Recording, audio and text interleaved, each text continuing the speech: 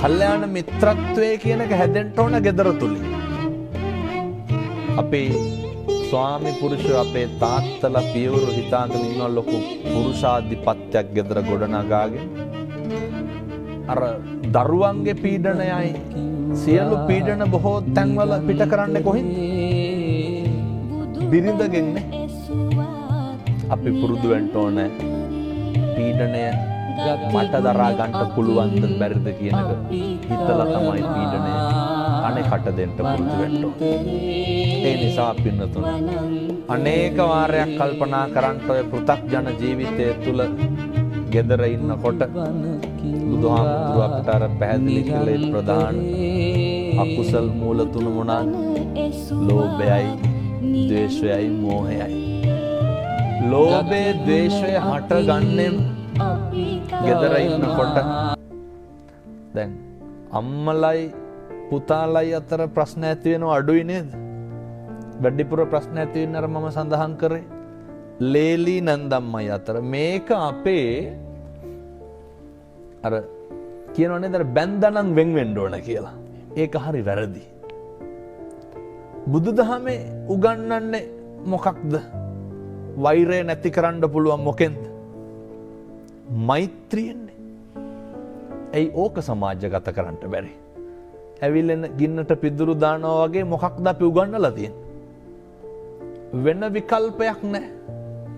මම දැකලා තියෙනවා සමහරක් ගෙවල් වල එක ගෙදර ලිප් දෙකක් තියෙනවා පින්නතුනේ.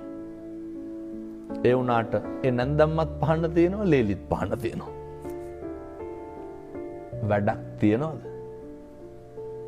සමහර පින්නතුන් ඉන්නවා මේ පහන තියලා හෙන ඉල්ලනවා. එක ගෙදර. එක ගෙදර. පහන තියලා හෙන ඉල්ලනවා. මේකට විසඳුමක් තියෙන්න ඕනේ. ඒක තමයි තථාගතයන් වහන්සේ අත්ූපනායක ධර්මවලින් ඉගැන්වුවේ. මම එක අවවාදයක් දුන්නා එක පවුලකට. ඒ දියණිය කිව්වා ලේලි කියනවා හාමුදුරුවනේ මම ඇවිල්ලා ගෙදරට සති 2යි අම්මා මම උයනේවා කන්නේ නැහැ. මේ ප්‍රශ්නේ තමයි මහත්තයෝ ගෙවල් වල ගොඩක් තියෙන්නේ. අනේක උහුලන්න බෑ. අනේක දරන්න බෑ. මම කිව්වා උදේ වැඩට යනකොට නැන්දම්මට වඳින්න. ගත් කටටම ලේලි කියනවා හාමුදුරුවනේ වඳිනකොටම අනිත් පැත්ත හැරෙනවලු.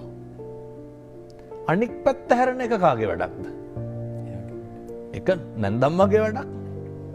දැන් බුදුහාමුදුරුවෝ මේක නේද අපිට ඉගන්වන්නේ?